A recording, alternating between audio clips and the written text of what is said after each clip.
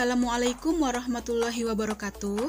Sebelum lanjut menonton video ini, silahkan klik like, subscribe, dan tekan tombol lonceng untuk mendapatkan info-info mengenai ilmu seni budaya dan ilmu umum lainnya. Pada kesempatan kali ini, saya, Miss Indah, akan berkolaborasi dengan Mr. Edi. Untuk materi pertama, yaitu bagaimana memahami teknik menyusun naskah teater kontemporer. Selengkapnya, mari kita simak video pembelajaran berikut ini. Makna simbol dalam teater. Teater adalah seni pertunjukan yang syarat dengan simbol-simbol. Peristiwa panggung bukanlah peristiwa yang sebenarnya, melainkan peristiwa simbolis yang diangkat dari pengalaman kehidupan manusia. Jenis simbol dalam teater pada dasarnya hanya ada 3, yaitu 1.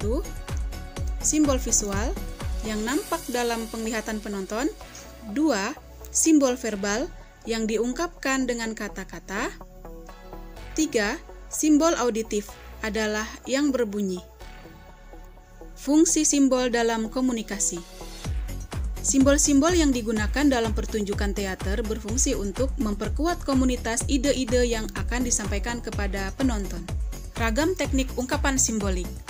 Teknik pengungkapan gagasan dalam teater sangat beragam. Media ungkap yang digunakan biasanya tidak hanya satu media, melainkan multimedia.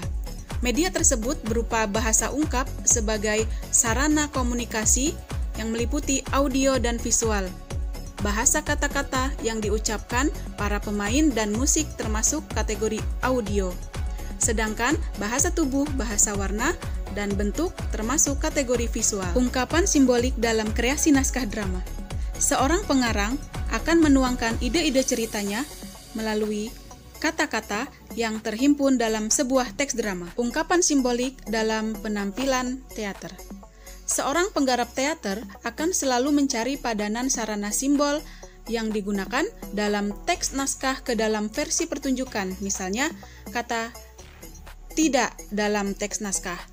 Apakah kemudian langsung diucapkan oleh pemain atau hanya cukup bahasa tubuh dengan cara menggelengkan kepala? Bisa juga dengan gerakan tangan yang seolah-olah menolak.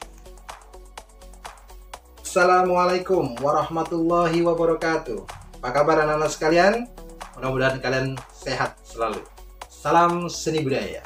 Berjumpa lagi dengan saya Mr. Edi untuk pelajaran Seni Budaya dan Keterampilan atau SBK. Kalau tadi Mem Indah sudah menjelaskan tentang simbol-simbol yang ada dalam sebuah teater, ada simbol visual, ada simbol verbal, dan ada simbol auditif. Nah, hari ini Mr. Edi akan mencoba mengajarkan bagaimana menyusun sebuah naskah teater yang baik atau naskah untuk film pendek yang baik dengan menggabungkan simbol-simbol yang tadi sudah dijelaskan menjadi sebuah susunan cerita yang bagus. Apa langkah-langkahnya? Yang pertama adalah menentukan ide. Ide atau gagasan sangat penting. Simbol visual, simbol verbal, maupun simbol auditif.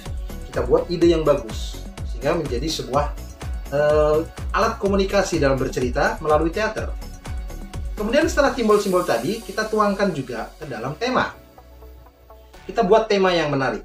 Misalnya temanya tentang kesehatan, temanya tentang persahabatan, tema tentang percintaan, boleh, tema tentang nasionalisme, ataupun tema tentang lingkungan alam. Tema-tema tadi lalu kita jabarkan ke dalam sebuah premis. Apa premis? Premis adalah topik utama dari cerita yang akan kita sampaikan.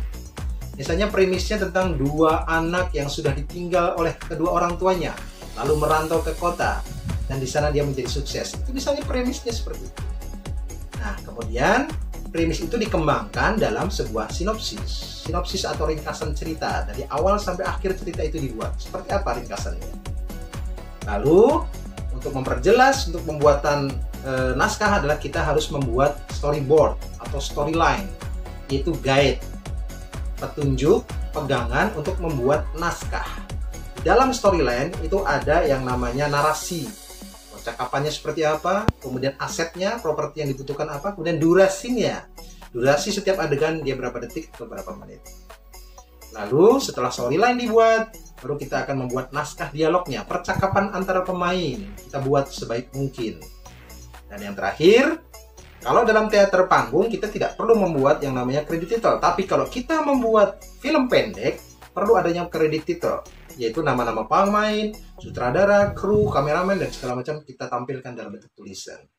Demikianlah anak-anak langkah-langkah cara membuat sebuah naskah cerita atau naskah untuk teater maupun film pendek. Mudah-mudahan bermanfaat, dan untuk kalian kita akan kasih tugas membuat sebuah naskah cerita teater atau naskah cerita untuk film pendek dengan tema tertentu. Kalian tentukan sendiri, dan selamat mencoba, selamat berkarya. Mudah-mudahan kalian juga bisa membuat cerita teater atau cerita film yang bagus.